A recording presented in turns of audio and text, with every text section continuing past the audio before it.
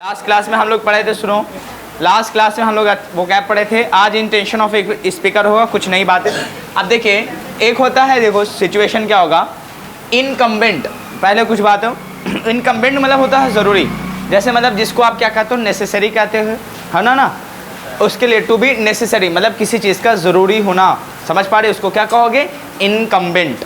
Incumbent का मतलब बताओ, इनकम्बेंट का मतलब ज़रूरी है, ज़रूरी मतलब क्या समझोगे, नेसेसरी है, ज़रूरी आवश्यकता जिसको कहते हो उसे कहते हैं इनकम्बेंट।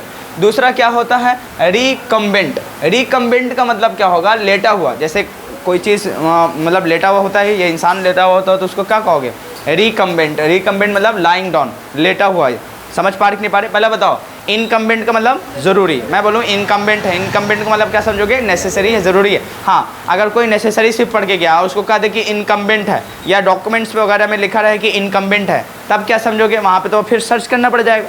तो ऐसे सिचुएशन में क्या समझना है, इनकम्बेंट मतलब ज़रूरी, एडवांस लेवल का। रिकम्बेंट का मतलब क्या होगा, लेटा हुआ, जैसे कोई इंसान लेटा हुआ तो उसको क्या कहोगे, रिकम्बेंट है। समझ में आया।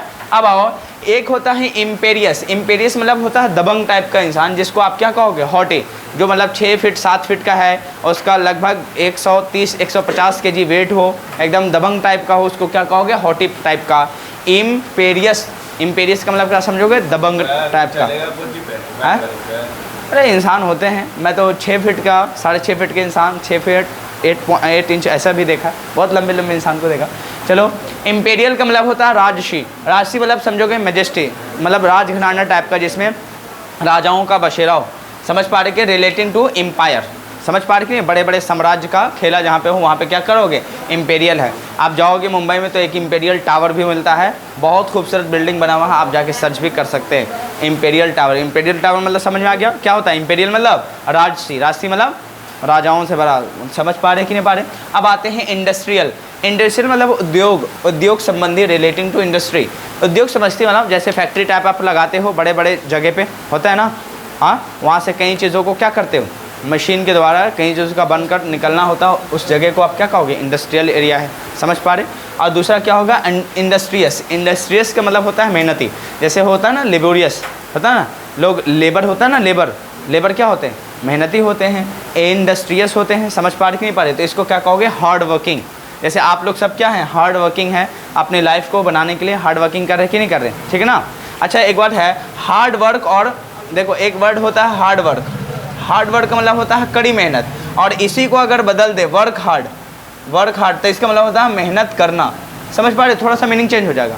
अगर हार्ड वर्क करें तो मतलब कड़ी मेहनत हो जाएगा, और वर्क हार्ड का मतलब क्या होता है, मेहनत करना, इसका मतलब होगा कड़ी मेहनत, ये नॉन की तरह फंक्शन होगा, जबकि ये वर्क की तरह फंक्शन करता है, ध्यान रखना ये बात होगा, ठीक है ना। Hard work not equal to work hard, समझ पा रहे कि नहीं पा रहे, इन बातों को कहीं ना हो तो नोट डाउन कर लीजिएगा। इंडस्ट्रियस का मतलब क्या होगा, मेहनती, जिसको हार्ड वर्किंग कहते हो। अब देखो, एक वर्ड आता है जिसका नाम होता है इन्वेंट, एक होता है डिस्कवरी।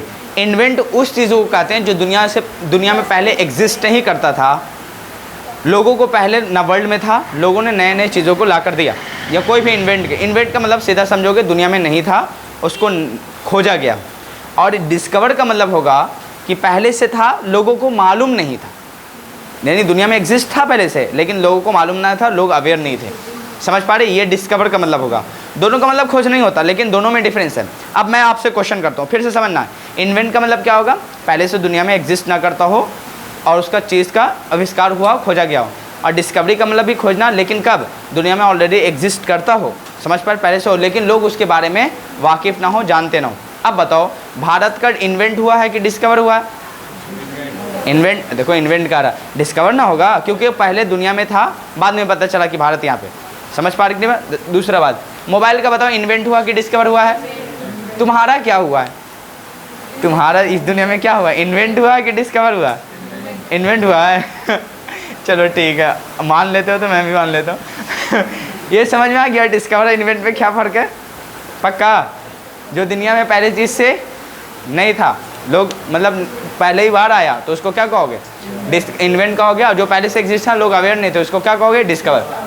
आविष्कार करना, खोज करना, यही अंतर है। To create something which never existed before, वैसी चीज़ों को बनाना जो पहले से नहीं था। बताओ, फ्रिज, कूलर, मोबाइल, ये सब किसका एग्जाम्पल है, डिस्कवर का कि इन्वेंट का, इन्वेंट का। जबकि बताओ, discover, do find something for the first time, पहली बार खोजना जो पहले से एग्जिस्ट था, which nobody was aware of, जिसके बारे में लोग पहले से मालूम नहीं था जिनको, लेकिन पहले से एग्जिस्ट करता था। जैसे अमेरिका का कोलंबस ने क्या किया था, डिस्कवर क्या इन्वेंट किया था, पहले से अमेरिका थी। अब ज्योग्राफी में पढ़े हो तो बहुत सारे फिर कॉन्टिनेंट के बारे में जिक्र होता है, बहुत सारे टापूस के बारे में बात हो, वो बात अलग है ज्योग्राफी की। अब आते हैं इंटेंस। इंटेंस का मतलब क्या होगा, तीव्र। तीव्र का मतलब बहुत बड़ा, मतलब क्या होता है, एक्सट्रीम, बहुत ही मतलब तेज़ी से, जिसको आप क्या कहोगे, फोर्सफुल। समझ पा रहे कि नहीं पा रहे। अब ये मालूम चला इंटेंस कभी कभी स्पीड होता है, बहुत तीव्र क्या होता है, स्पीड होता है, एक्सट्रीम सीमा पे होता है। मालूम चला कभी कभी देखोगे 120 किलोमीटर पर आवर की स्पीड में लोग हो सकता है, बाहर में जाओगे आउट ऑफ इंडिया, इंडिया में कई ऐसे रोड हैं जो जिनकी मतलब गति सीमा ऐसा अलॉट दिया जाता है कि इतना पर चला सकते हैं। यहाँ हमारे रोड में भी चला देते हैं कुछ लोग, समझ पा रहे, लेकिन एक्सीडेंट का चांस है, अलॉट नहीं होता। लेकिन वही है, ये रोड पे मालूम चला किसी रोड पे इंडिया के गवर्नमेंट ने अलॉट किया कि इतना, इससे ज़्यादा पे मत जाना, ओवर स्पीड मत करना। आप कोई 150 180 तक चला गया तो बताओ क्या हो जाएगा, एक्सट्रीम लेवल हो गया, इंटेंस स्पीड हो गया। समझ पा रहे कि नहीं पा रहे, बहुत तीव्र हो गया। समझ पा रहे, यानी ओवर हो जाता है, जिसको आप क्या कहोगे, बहुत फोर्सफुल के तरह यूज़ हो रहा है, इसको कहेंगे। और भी जगह पे इंटेंस यूज़ होता है, जब हम लोग पार्ट्स ऑफ ये चलाएँगे पैसेज तो बताएंगे। इंटेंसिव क्या होता है, इंटेंसिव मतलब होता है गहन। जैसे आप लोग बताओ स्टडी कर रहे हो, अब देखो कभी इन्वेंट का मतलब आविष्कार करना, डिस्कवर का मतलब खोज करना, आपने पढ़ लिया, आगे बढ़ गए। अब मालूम चला कोई कहा दे कि बताइए इंडिया का इन्वेंट हुआ कि मतलब डिस्कवर हुआ, अब उसको डिफरेंस नहीं समझ पाए, तो इस टाइप की स्टडी आपको क्या कहलाएगी, इंटेंसिव स्टडी कहलाएगी, जिसमें आप गहन अध्ययन करो कि सच में यूज़ कहाँ पे होगा। समझ पा रहे कि नहीं पा रहे। एक है सीधा सीधा रट्टा मान लेना कि हाँ मालूम है, समझ पा रहे। जैसे मालूम चला एक होता है FIGHT, फाइट। फाइट का मतलब भी लड़ाई करना होता है कि ना होता, आपने देखा भी होगा। अब देखो ऐसे जगह पे देखो, अच्छा आप लोग मालूम चला बहस करते हो, बहस करते हो ना, हाँ किसी चीज़ पे होता ना। तो अब एक और होता है जिससे बहसा बहसी करना, वैसा सिर्फ बातों से झगड़ा करना, उसको क्या कहोगे। ये फाइट का मतलब भी झगड़ा हो रहा है, लेकिन कब, सच में वो जो फाइट चल जाए उसमें हाथापाई एकदम चल जाए, तब उसको क्या कहोगे, फाइट हो गया। समझ पा रहे। अब मालूम चला आप क्या करते हो, मुंह से बहस करते हो। मुंह से बहस मतलब लड़ाई सिर्फ कहाँ तक है, हाथों से नहीं है, ज़बान से, बातों से, तो उसको क्या कहोगे, आर्गू कहते हैं। आर्गू मतलब भी क्या होता है, बहस करना। वो कब, लड़ाई झगड़ा किससे करना, ज़बान से करना। अब मालूम चला इसका मतलब क्या दोगे, लड़ाई करना भी लड़ना झगड़ना, और इसका मतलब भी लड़ना झगड़ना, और इसका डिफरेंस आपको मालूम ही नहीं हो, समझ पर कहाँ पर यूज़ करेंगे। तो ऐसी स्टडी को सच में पढ़ना है ना, अध्ययन करना गहन, इसको क्या कहोगे, स्टडी इंटेंसिव कहेंगे। इंटेंसिव का मतलब समझिए गहन अध्ययन की डिफरेंस पता कर पाएँ कि सच में यूज़ कहाँ पे होता है। समझ पा रहे कि नहीं पा रहे। ऐसे दोनों का हिंदी ढूंढोगे तो क्या पता चलेगा, लड़ाई झगड़ा करना। समझ पा रहे कि नहीं पा रहे। लेकिन बताओ जब बातों से सिर्फ बहस हो, लड़ाई झगड़ा हो, तो इसको क्या कहेंगे, आर्गू करना। और जब मालूम चला हाथापाई हो जाए तब इसको क्या कहेंगे, फाइट। अब मालूम चला मोहल्ला में हाथापाई हो रहा तब इसको क्या कहोगे, आर्गू हो रहा है। अच्छा कभी कभी दोनों हो जाता है सर। पहले तो ये वाला एकदम, पहले ये वाला होता है कि ये वाला, पहले नीचे वाला होता है, उसके बाद ऊपर तक पहुंच ही जाता है सर। चलिए आप लोग भी हैं तो इस पे ना जाएं, फिलहाल लड़ाई झगड़ा नहीं, एकदम मोहब्बत से रहिए, ठीक है ना। जितनी मोहब्बत फैलाओगे सब्र से, ठीक है ना। इसीलिए ना मैं आपको बोल रहा हूँ, झगड़ा का कारण यही है, वजह कभी भी कन्फ्यूज़न क्रिएट किया हुआ है उसको सॉल्व ना करना, जिसकी वजह से झगड़ा का कारण बनता।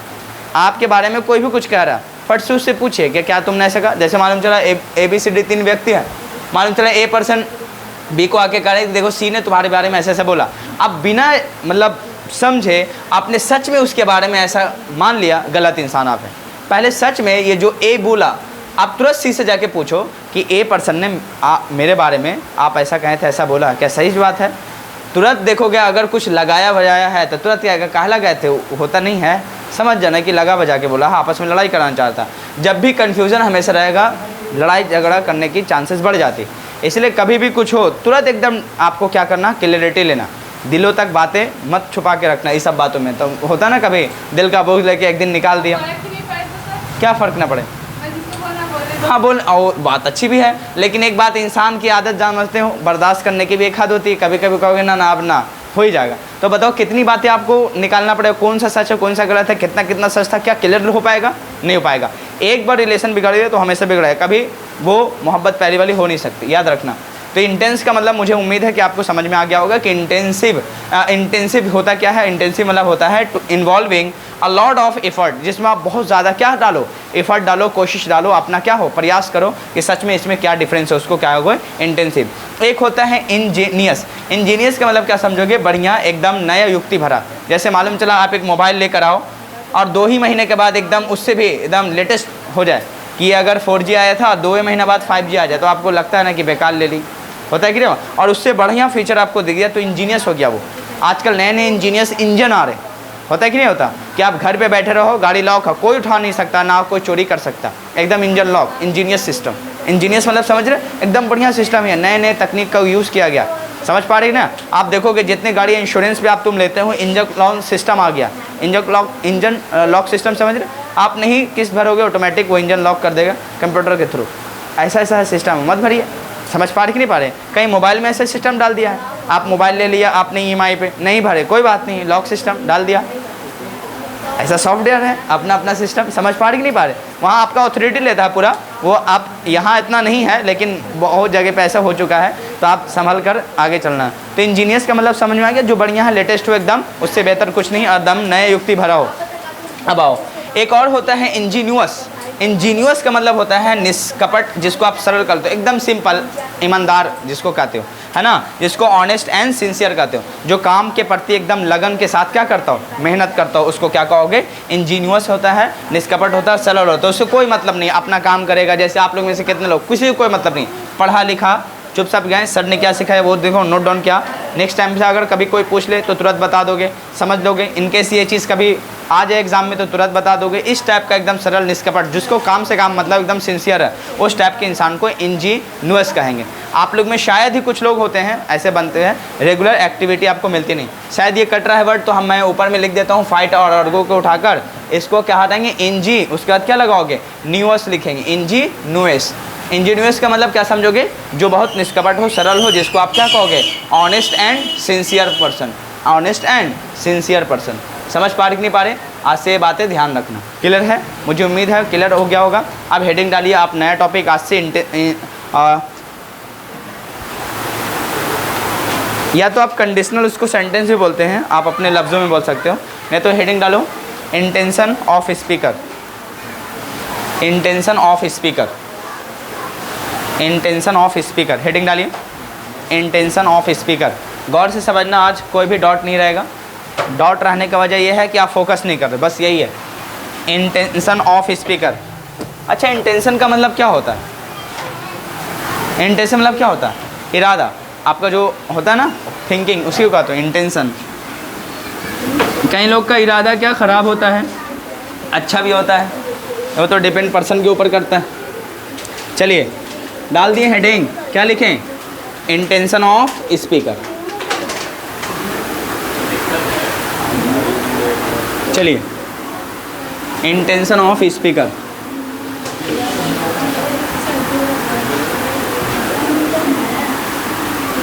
बहुत इम्पोर्टेंट है ये टॉपिक, कोई ऐसा एग्ज़ाम ना है जहाँ ना आता हो, बोर्ड से लेके कंपटीशन तक। समझ पा रहे, हेडिंग क्या डाले होंगे, intention of speaker,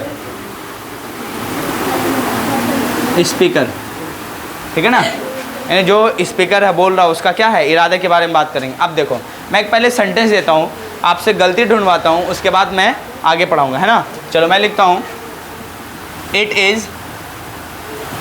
is high time, it is high time you should, it is high time you do this work, you, चलो ऐसा कर लेता हूँ, it is high time you do this work, चलिए ठीक है। चलिए सेंटेंस बताओ, गलती कहाँ पे, क्या आप पकड़ पाओगे, क्या गलती है बताओ। अच्छा, यू के बाद क्या शुरू होगा यहाँ पे, अच्छा यहाँ पे कोई गलती है, इट इज़ हाई टाइम तक, हाँ यहाँ पे कोई गलती है, बोलिए, है ना। अब यही इसी को पढ़ेंगे आज, समझ पा रहे कि नहीं पा रहे। देखिए कई जगह पे ऐसा होता है कि मालूम चला आपने 10 बजे का अलार्म लगाया कि मुझे 10 बजे एकदम एग्जैक्ट टाइम में मुझे पढ़ना, समझ पा रहे, और 10 बजे पढ़ना है, मॉर्निंग में 5 बजे उठना भी है आपको, समझ पा रहे कि नहीं पा रहे? मॉर्निंग में कितना बजे? 5 o'clock उठ जाना है मुझे, क्योंकि 7 बजे जाना है सेंटर पे, मेरा 9 बजे से एग्ज़ाम है। मालूम चला ऐसा ऐसा आपने अपना सिस्टम बना रखा है भाई। नहीं अगर करेंगे तो थोड़ा बहुत नुकसान होने का चांस है, अपना ही होगा और किसी का तो हो नहीं सकता। समझ पा रही? अब देखिए यहाँ 10 बजे रात में आप सोने वाले थे, है ना? और जैसे ही घड़ी देखा तो 10 बज के कितना मिनट हो गया? 15 मिनट। होता है ना कभी कभी, अरे अचानक ऐसा हो गया, तो आप क्या बोलोगे? अब मुझे क्या करना चाहिए? पढ़ना चाहिए भाई, है ना? ये बेहतर टाइम है, इससे बेहतर टाइम नहीं। मैंने टारगेट कितना बजे बनाया था? 10 बजे, लेकिन ये कहाँ चला गया? 10 से एबव हो गया। समझ पा रहे कि नहीं पा रहे? जैसे दूसरा एग्जांपल समझो, आपने 5 बजे के सिस्टम लगाया कि 5 बजे ट्रेन है स्टेशन के ऊपर, और आप सोचे कि 4 बजे निकल जाएंगे, है ना? 1 घंटा पहले पहुँचेंगे, आराम से पहुँचेंगे, कोई दिक्कत नहीं होगा, ठीक है ना?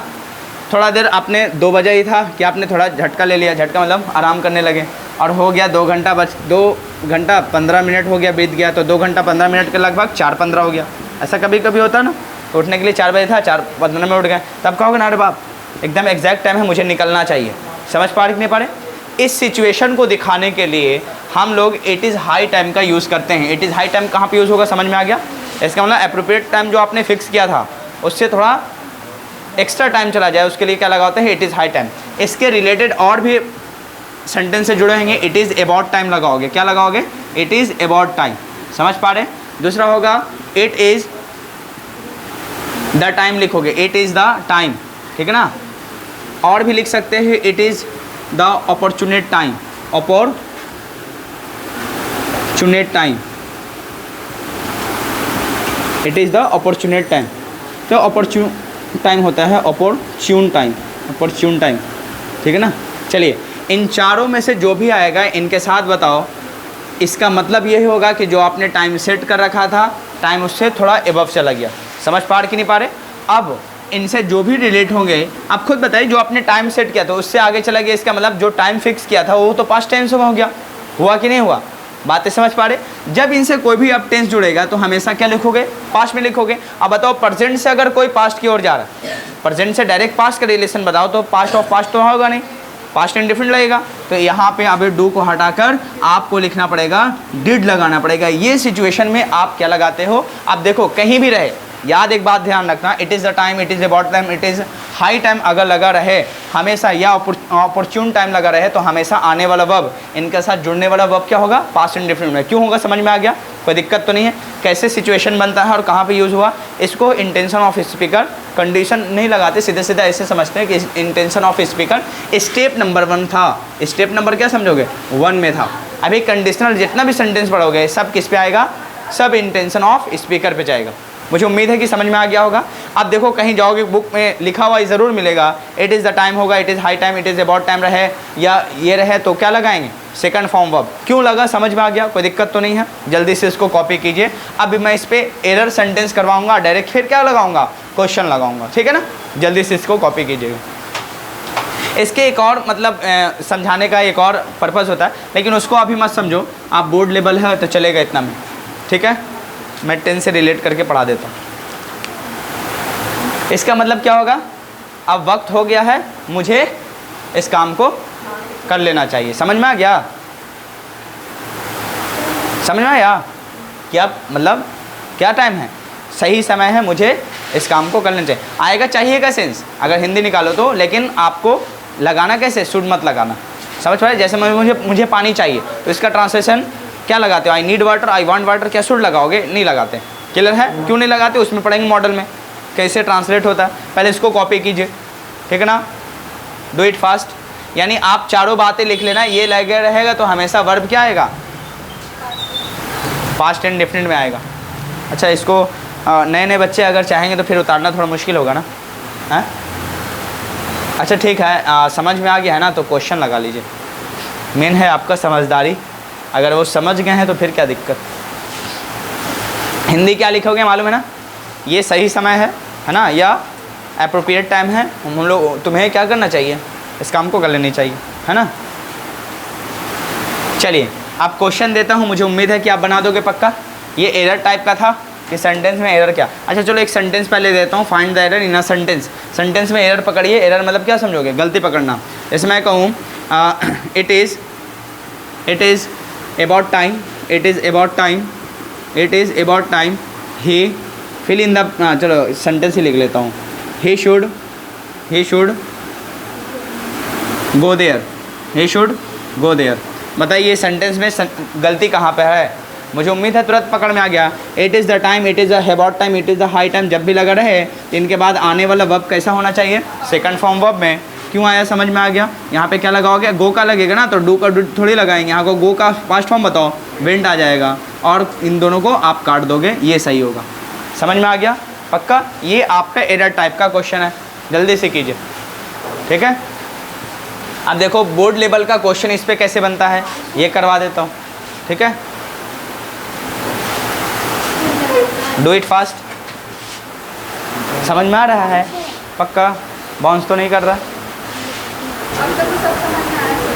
अच्छा, अब तक सब समझ में आ गया। तो क्वेश्चन बना दोगे? देखो ये था आपका, जब बोर्ड के बाद किसी कंपटीशन का तैयारी करोगे एसएससी वगैरह में तो इस तरह से पूछ देता है। बाकी बोर्ड लेवल पे ये ऐसे नहीं पूछता कि find the error in a sentence, सीधा सीधा कहेगा ऑब्जेक्टिव टाइप क्वेश्चन आएगा, 4 ऑप्शन, एक सही है बाकी सब गलती वाला। तो इसमें कैसे देखेगा? लिखेगा it is the time, it is the time, फिर लिखेगा it is the time your father fill in the blanks कर देगा। कहेगा इसमें वर्ब पुट अप करके दिखाई, पुट करके दिखाई कि कौन सा वर्ब सही होगा। योर फादर, उसके बाद क्या लगाओगे? हिम, ठीक है ना। ऑप्शन ए कहेगा meets, B option AMEET meet, C option will meet, ठीक है ना।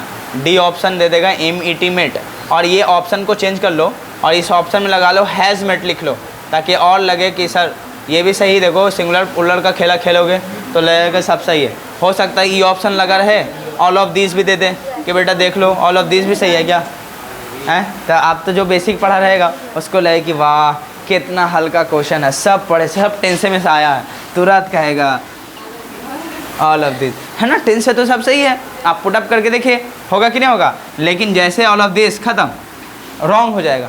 आप क्या लगाओगे? Second form verb. क्यों लगा समझ में आया? मुझे उम्मीद है कि ऑप्शन डी के साथ जाना, ई के साथ मत जाना। पक्का? कोई दिक्कत की बात नहीं है। आप चलिए 2-3 सेंटेंस का ट्रांसलेशन इस पर करवाते हैं। ये ऑब्जेक्टिव टाइप ख़त्म हो गया और प्लस एरर समझ में आ गया, क्यों हुआ कैसे हुआ समझ में आ गया। इन चारों को आप क्या कर लोगे? एकदम स्टार लगा के रखोगे, 4 कहीं भी दिख जाए तो आने वाला वर्ब जो सेंटेंस से जुड़ता है क्या लगाओगे? हमेशा सेकंड फॉर्म ऑफ वर्ब आएगा। समझ में आया? अब चलो सेंटेंस लिखो, इस पर ट्रांसलेशन। यह सही समय है। अच्छा पहले इसको कॉपी कर लीजिए, कॉपी क्वेश्चन को कर लीजिए। फास्ट तो नहीं लग रहा है? हाँ चलेगा ना? चलो चलो। It is raining out of the class, okay. It will do nothing, okay. गाड़ी को सही करिए। What happened? नो कोई बात नहीं, मेंटेन कर देना चाहिए ना। चलिए हो गया। अब सेंटेंस देखिए, इसका सेंटेंस का हिंदी क्या समझ में आया था? ये सही समय है ना। यू डिड दिस वर्क, तुम्हें इस काम को कर लेनी चाहिए थी, है ना। चलो दूसरा लिखो, कर लेनी चाहिए। यह सही समय है, यह सही समय है। हिंदी लिखिए, ट्रांसलेट कीजिए इस पे। देखो हिंदी कैसे बनता है, ठीक है ना। यह सही समय है आपको, यह सही समय है आपको स्टेशन निकलना चाहिए या जाना चाहिए, निकलना चाहिए या जाना चाहिए। दूसरा नंबर,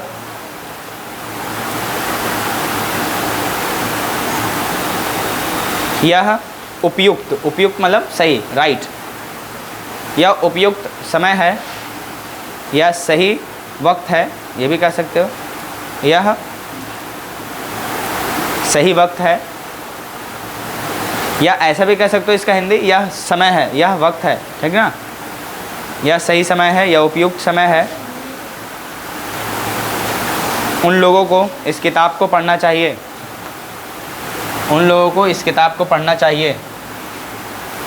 उन लोगों को इस किताब को पढ़ना चाहिए।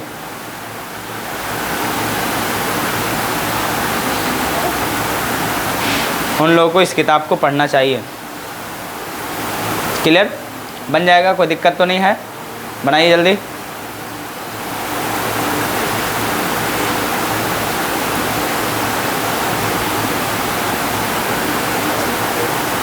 टेन से जितना बनना था क्वेश्चन बनवा लिए थे, है ना?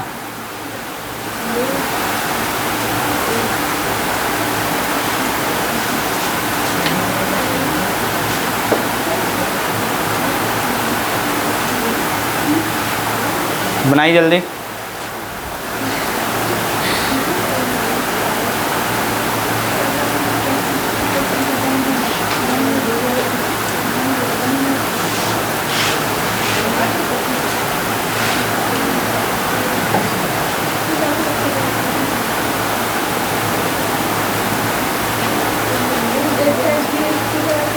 वेंट टू लिखोगे ना, went to the station.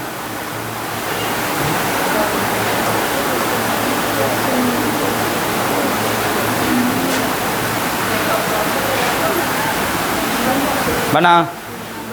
Do it fast. Do not talk to each other now. Be serious in your life. Do not waste your time.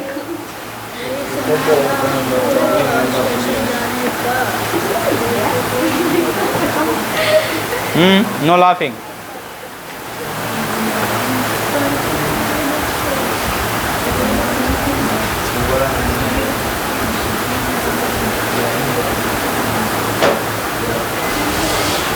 चलिए सेकंड स्टेप नंबर 2 लिखिए। अब बन गया होगा, मिला लें। क्या बना पहला नंबर?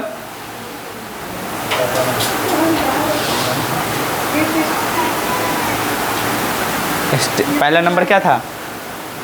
सही तो मैं आपको स्टेशन में करना चाहिए। हाँ, तो क्या होगा? It is the time, it is high time, it is about time, it is opportunity time. तीनों में से, चारों में से एक लगा लेना, ठीक है? हाँ, कोई भी एक, तीनों चारों में से कोई एक, ठीक है ना? उसके बाद क्या लगाओगे? You went to the station. आगे बताएं। हाँ, it is about time, it is high time, it is the time, जो भी आपको इन चारों में से लगे लगाना। उसके बाद क्या लगा? उन लोगों को इस किताब को पढ़ाएं। They read this book. Clear?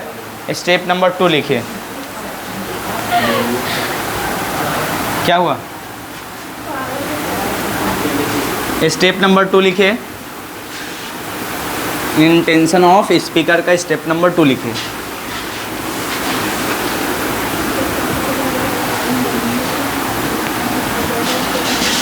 Step number 2 में क्या लिखना? स्टेप 2 में present mood off speaker. Present mood off speaker. Present mood off speaker. ठीक है? अब चलिए, हो गया। अब देखिए स्पीकर कहना क्या चाहता है इसमें। जैसे पहले मैं एक सेंटेंस लिखता हूँ, मैं राजा हूँ। मैं राजा हूँ, इसका मतलब रियलिटी वाला बात होगा तब ये कहेगा। जैसे कोई कह दे मैं डॉक्टर हूँ, इसका मतलब वो रियल में है ना? तो इसका मतलब बताओ रियल केस है कि नहीं है ना? रियल केस है ना? कोई दिक्कत तो नहीं है? अच्छा, इसका अपने ट्रांसलेशन सिखाए भी थे, use of to be verb में, है ना? इसको बहुत इजी से बनाओगे। आई के साथ क्या लगाओगे? एम, सीधा सीधा। उसके बाद क्या लगाओगे? आ किंग लिखोगे। याद है ना आपको? कोई दिक्कत तो नहीं है? चलिए, मैं राजा था। मैं राजा था, ये सेंटेंस अगर होता तो बताओ, ये भी बताओ कौन सा केस है, रियल कि नॉट रियल? अरे नॉट रियल है। अच्छा, मैं राजा था, ये कब बोले? कोई रहा होगा कभी तभी तो इसका मतलब ये भी क्या है? रियल है कि नॉट रियल है? रियल केस ही है। जैसे मैं बोलूँ वह डॉक्टर था, तो इसका मतलब कभी रहा होगा डॉक्टर है, तो इसका रियल केस है। इसका ट्रांसलेशन क्या होगा? वाज और वर्ब पे हो जाएगा। आई के साथ क्या लगाते हैं? वाज लगाते हैं। आई वाज आ, उसके बाद क्या लगाओगे? King. I was a king, मैं राजा था। अच्छा चलिए, ये प्रेजेंट की बात है, ये पास्ट की बात है, ख़त्म। स्पीकर अगला सेंटेंस में लिखता हूँ। जैसे मालूम चला, ऐसा लिख दें, काश मैं राजा, काश मैं राजा होता। नहीं, ऐसा नहीं लिखना, होता। आपने अब तक यही पढ़ा होगा, ट्रांसलेशन में पढ़ा होगा ना, लेकिन प्रेजेंट इमेजिनेशन में ऐसा नहीं होगा था। इसका जो रियलिटी होगा ऐसा लिखेगा वो, काश मैं राजा हो जाऊं, काश मैं राजा हो जाऊं, काश मैं राजा हो जाऊं। इसका मतलब होगा, इसका मतलब ये ट्रांसलेशन आप जब तक पढ़े थे लगता था ना होता होगा, इसका भी ट्रांसलेशन होगा, लेकिन अभी फ़िलहाल प्रेजेंट इमेजिनेशन में इसका मतलब ये होगा काश मैं राजा हो जाऊं। इसका ट्रांसलेशन आप क्या लिखोगे, आई विश लिखोगे। इसका मतलब ख़त्म हो गया, मैं राजा हो जाऊं, इसका मतलब प्रेजेंट इमेजिनेशन है। अभी बात ये कह रहा है कि काश मैं राजा हो जाऊं, है ना, काश मैं डॉक्टर हो जाऊं, इसके मतलब है नहीं, नॉट रियल है, रियल नहीं है ना, नॉट रियल है। लेकिन बताइए प्रेजेंट में इमेजिनेशन कर रहा है कि पास्ट में जाके प्रेजेंट वाली बातें बोल रहा है। समझ पा रहे नहीं पा रहे? ऐसे केस में क्या लगाओगे, नॉट रियल होने के कारण आई तो लिखना पड़ेगा क्योंकि मेरी बात है, लेकिन बताइए ये रियल केस तो लगा नहीं सकते। आई का वाज अ किंग का मतलब रियल बात है, जबकि वो रियल कह नहीं रहा है, प्रेजेंट तो है लेकिन रियल नहीं, नॉट रियल है। तो ऐसे केस में क्या होता है, जो नॉट रियल होता है वो स्पीकर का जो मूड होता है, मूड मतलब समझ रहे, प्रेजेंट स्पीकर का जो मूड होता है उसको दिखाने के लिए कैसा भी यहाँ पे सब्जेक्ट हो, सभी के साथ आने वाला वर्ब क्या होता है, वर होता है, क्योंकि उसके पास ऑप्शन और बचते नहीं है। तो इसीलिए क्या लगाओगे, वर लगाना पड़ेगा, आई wish I were a king लिखना पड़ेगा। इसका आपने हिंदी ये वाला पढ़ा होगा ना, लेकिन ये स्टेप नंबर 2 में जब पढ़ेंगे तब इसको दिखाएंगे। फिलहाल ऐसा ट्रांसलेशन नहीं होगा। क्या होगा इसका ट्रांसलेशन, काश मैं राजा हो जाऊं। समझ पा रहे, क्लियर, पक्का? चलिए इनको आप कॉपी कीजिए पहले।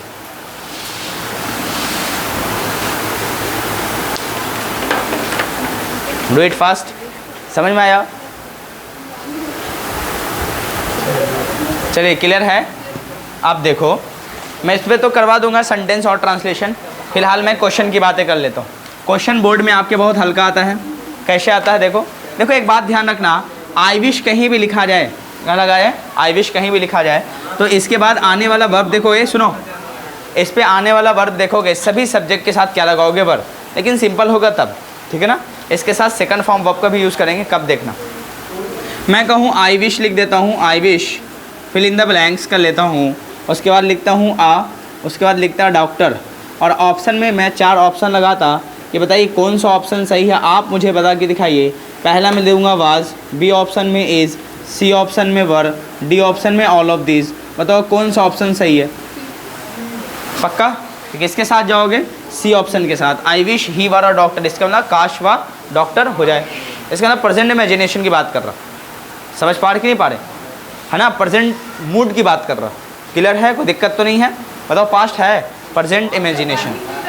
हाँ अब खुद बताइए, वाज अभी बताए थे, अगर रियल केस होता तब लगाते, यहाँ पे नॉट रियल ना दे रहा आगे चल के, तो उसके पास तो ऑप्शन है नहीं, एम लगा नहीं सकते, वाज लगा नहीं सकते, तो सभी सब्जेक्ट के साथ क्या लगा दिया, वर को पुट करके चल दिए। क्लियर है, पक्का? ऐसा मत रटना मानना कि आई विश कहीं लगाओ तो आई के बाद वर ही लगाएंगे। अभी देखना चेंज होता है थोड़ा बहुत। क्या चेंज होगा, आप खुद बताइए। आप वर्ड पढ़े थे टू बी वर्ब, याद है आपको? इसके टुकड़े को आपने तोड़ा था कि प्रेजेंट के लिए एम एज आर लगाए थे, याद है आपको? याद है ना।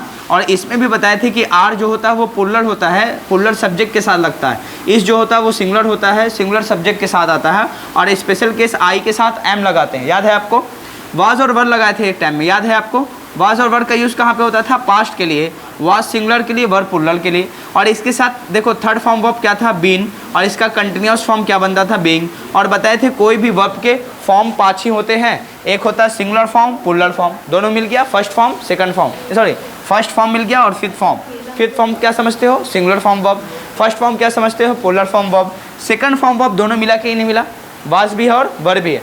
समझ में कि नहीं समझे, इसको क्या कहोगे, सेकंड फॉर्म वर्ब। बीन क्या है, थर्ड फॉर्म वर्ब। और बीइंग क्या है, फोर्थ फॉर्म वर्ब। इसको कहते हैं कंटिन्यूस फॉर्म, इसको क्या कहते हैं परफेक्ट फॉर्म, इसको क्या कहते हैं पास्ट फॉर्म, इसको कहेंगे इसको सिंगुलर फॉर्म, इसको क्या कहेंगे पुलर फॉर्म।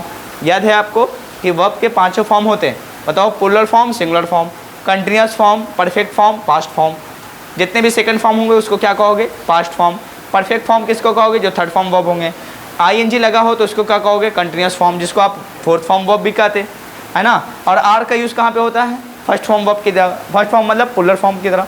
इसका यूज़ कहाँ पे होगा, जहाँ पे फिफ्थ फॉर्म फिफ्थ फॉर्म कहते हैं, जिसको आप कहते हैं सिंगुलर फॉर्म वर्ब। क्लियर है ये सब। अब इसी में देखिए टू बी वर्ब था, यहाँ पे बताइए ये क्या है, एक तरह से सेकंड फॉर्म वर्ब का ही तो काम कर रहा है ना, समझ पा रहे कि नहीं पा रहे? है प्रेजेंट इमेजिनेशन, लेकिन वर्ड बताओ कौन सा टॉपिक से आया? Second form verb. अब मैं कहता देखो, एक तो हो गया काश मैं डॉक्टर हो जाऊं, है ना, काश तुम डॉक्टर हो जाओ तो क्या लगाओगे? I wish you were a doctor. काश मेरा भाई डॉक्टर हो जाए तो क्या लगाएंगे? I wish my brother were a doctor.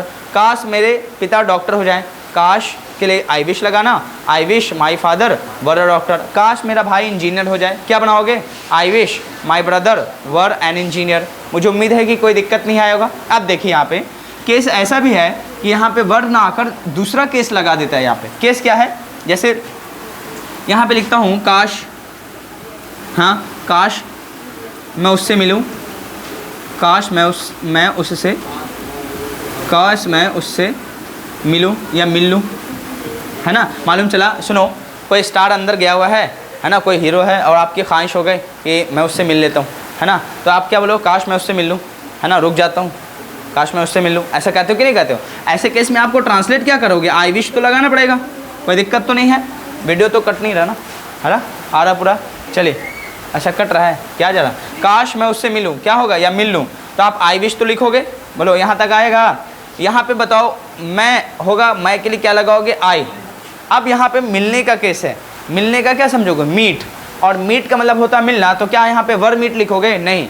अब जो मेन वर्ब है, देखो ये जो है टू बी वर्ब का, यही मेन वर्ब की तरह आया कि नहीं आया? अच्छा खुद बताइए, ये मेन वर्ब है ना, जब कुछ नहीं रहता तो मेन वर्ब यही होता है, जब कुछ नहीं रहता तो मेन वर्ब यही होता है, हेल्पिंग वर्ब नहीं होता। हेल्पिंग वर्ब कब बनता है? जब इनके बाद मेन वर्ब दिखते हैं तब वो हेल्पिंग वर्ब की तरह काम करता है, वो टाइम को दिखाने के लिए आता है। अब यहाँ पे देखिए, यहाँ पे इसको क्या चाहिए भाई? वर्ब तो चाहिए, मिलने का क्या लगाओगे? मीट, तो क्या मीट लिख के छोड़ देंगे? नहीं, इसका सेकंड फॉर्म वर्ब क्या होगा? MET मेट आएगा। समझ पा रहे कि नहीं पा रहे? आई विश आई मेट, उसके बाद क्या लगाओगे? यहाँ पे हिम आएगा। और कोई गर्ल्स होगी तो आप क्या लगाओगे? फीमेल होगी तो हर लगा देना, अगर कोई मेल पर्सन होगा तो हिम लगाओगे। काश मैं उससे मिल लूँ तो क्या लगाओगे? I wish I met him या हर हो जाएगा। क्लियर है? कोई दिक्कत तो नहीं है? पक्का ना? अब इनको भी उतार लीजिए, इस पे क्वेश्चन देते हैं, उसको बना के दिखाइए। अब देखिए क्वेश्चन कैसे देंगे। देखो आई विश लगाएंगे, देखो दूसरा पॉइंट, आई विश लगाएंगे, she fill in the blanks लगाएंगे, I wish she fill in the blanks लगाएंगे, मी लगा के छोड़ देंगे, ऑप्शन में दे देंगे, ठीक है ना। मीट्स लगा देते हैं पहला ऑप्शन, बी ऑप्शन में चलो MET मेट कर लेता हूँ, सी ऑप्शन में इज़ मीटिंग कर लेता हूँ, और डी ऑप्शन में कर लेता हूँ वाज मीटिंग। बताओ किसके साथ चलेगा? Was meeting. बोलिए ऑप्शन डी के साथ चलेगा क्या? काश वह मुझसे मिल ले। ऐसा कभी कभी होता नहीं राधा, काश वो मुझसे मिल ले, चलो उधर चलते हैं, तो क्या लगाओगे आप? कौन सा ऑप्शन? बी सही है। क्लियर हुआ? ये ऐसा ट्रांसलेशन और ये ऐसा क्वेश्चन। मुझे उम्मीद है कि क्लियर है। पहले इसको कॉपी कीजिए, अब एरर करवाते हैं।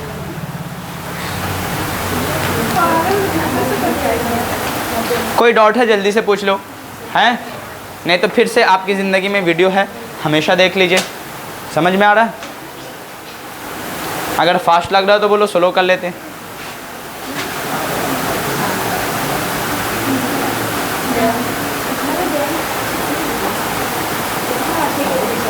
हिंदी लिखते चलिएगा हर चीज़ों का, जैसे इसका भी है हिंदी लिख लो, है ना। आई विश काश शी मेट मी, वह मुझसे मिल ले।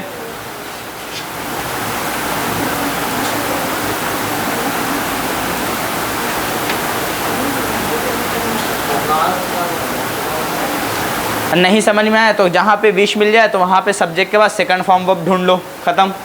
समझ में आया कि ना? चलिए तो अगला स्टेप नंबर 3 और 4, ठीक है ना। कल इसको क्या कर देंगे? एंडिंग कर देंगे। पहले इस पर मैं क्वेश्चन आंसर करवा देता हूँ पूरा, ठीक है।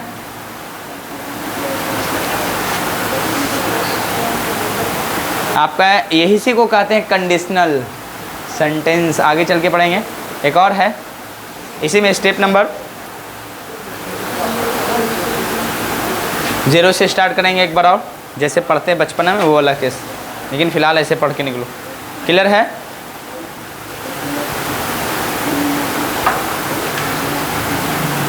अच्छा चलो एक सेंटेंस लिखो तो, काश मेरे पास गाड़ी हो जाए। काश मेरे पास गाड़ी हो जाए, बाइक हो जाए, ऐसा बोलते कि नहीं बोलते? या बाइक हो, काश मेरे पास गाड़ी हो जाए या बाइक हो जाए।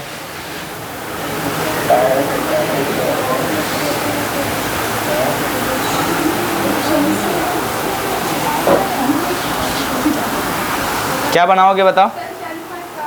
काश मेरे पास गाड़ी हो जाए। बनाना भी। हाँ, दूसरा लिखो, काश मेरे पापा के पास पैसा हो जाए। काश मेरे पापा के पास पैसा हो जाए। काश मेरे पापा के पास पैसा हो जाए। बन जाएगा? दोनों बना के अभी दिखाइए।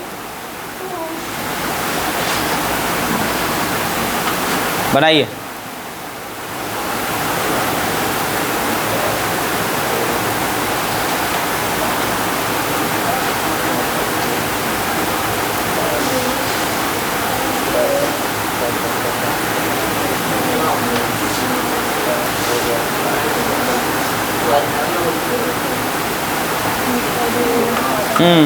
फंस गया ना सब। बनाओ। बना लिए दिमाग में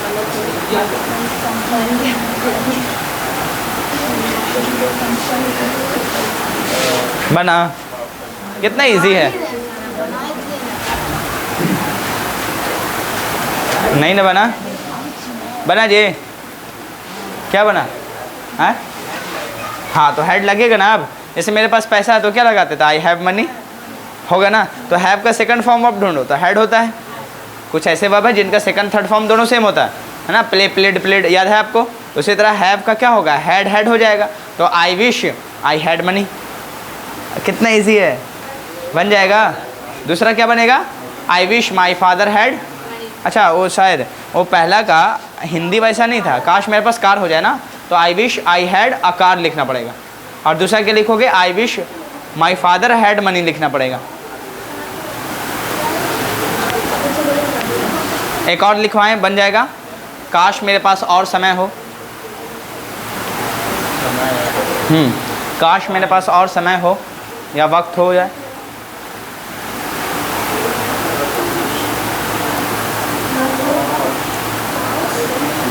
काश मेरे पास और समय हो जाए या समय हो। बनाइए।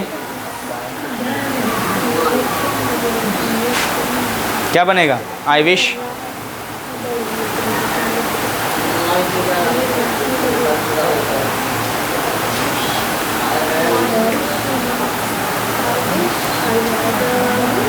हो जाएगा। आई विश तक ही सब लोग रुक गए। काश मेरे पास और समय हो जाए। आई wish I had more time. More time मतलब ज़्यादा समय हो जाए। क्लियर है? कोई डाउट तो नहीं होगा? पक्का ना? चलिए एक कहानी लिखिए, घर से बना कर आइएगा। अब मैं छोटा मोटा डेली चर्चल लाइन का पूरा एक सेंटेंस दूंगा, उसको रट्टा मार के आना, आराम से समझदारी करके आना पूरा, कि समझदारी कैसे कैसे बना क्या है, और यहाँ आके क्या करना आपको सुनाना है। और जो आपका अब इससे का बुक देंगे उसको डेली रीड आउट करना, पढ़ना है। आपको ना समझ में आए तो मुझे बताना कि सर ये कैसे हो गया था, समझ पा रहे कि नहीं पा रहे। ये वाला केस चलेगा। लिखिए, बनाइएगा घर पे जाके, पूरा टेंस पे ही रहता है, बना देता हूँ। लिखो, एक लड़का रोज़ाना यहाँ आता है।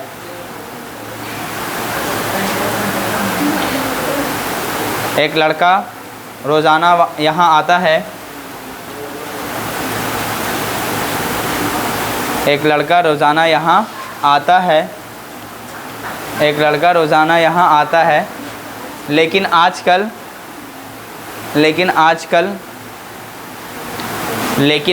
वह यहाँ नहीं आ रहा है। लेकिन आजकल वह यहाँ नहीं आ रहा है। लेकिन आजकल वह यहाँ नहीं आ रहा है। पूरा इसमें टेंस कवर करा देते, ठीक है। देखो, वह लड़का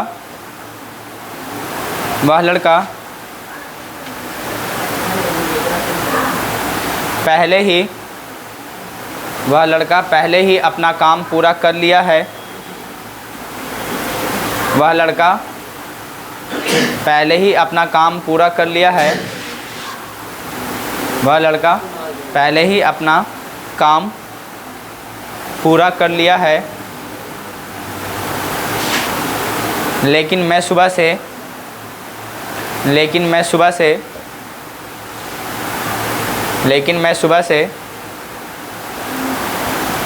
उसका इंतज़ार कर रहा हूँ, लेकिन मैं सुबह से उसका इंतज़ार कर रहा हूँ, लेकिन मैं सुबह से उसका इंतज़ार कर रहा हूँ।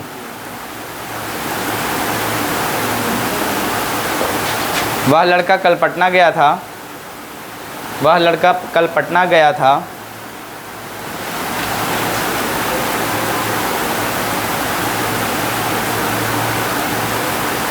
वह लड़का कल पटना गया था। जब मैं मार्केट से आ रहा था, जब मैं मार्केट से आ रहा था, जब मैं मार्केट से आ रहा था, जब मैं मार्केट से आ रहा था, तब लोग उसके बारे में बात कर रहे थे।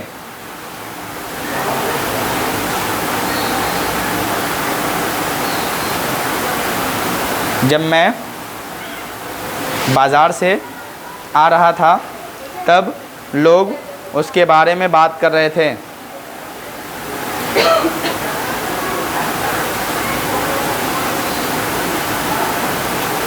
ठीक है, और लिखना ना, अभी टेंस ख़त्म पूरा नहीं हुआ, पास्ट कंटिन्यूस तक पहुँचे, लिखो। उसके पहुँचने से पहले मैं घर पहुँच चुका था। उसके पहुँचने से पहले मैं घर पहुँच चुका था। उसके पहुँचने से पहले मैं घर पहुँच चुका था। उसके पहुँचने से पहले मैं घर पहुँच चुका था। उसके पहुँचने से पहले मैं घर पहुँच चुका था। उसके पहुँचने से पहले मैं घर पहुँच चुका था। उसके परिवार वाले उसके लिए या उसके परिवार वाले उसका सुबह से इंतज़ार कर रहे थे। उसके परिवार वाले उसका सुबह से इंतज़ार कर रहे थे। सुबह से इंतज़ार कर रहे थे। हो गया। मैं भी कल पटना जाऊंगा, फुल स्टॉप के बाद मैं भी कल पटना जाऊंगा।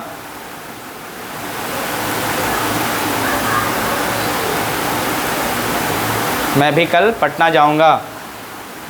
मेरा भाई अब तक, मैं भी कल पटना जाऊंगा, फुल स्टॉप के बाद मेरा भाई अब तक, मेरा भाई अब तक दिल्ली पहुंच चुका होगा। मेरा भाई अब तक दिल्ली पहुंच चुका होगा। मेरा भाई अब तक दिल्ली पहुंच चुका होगा। और मैं उसे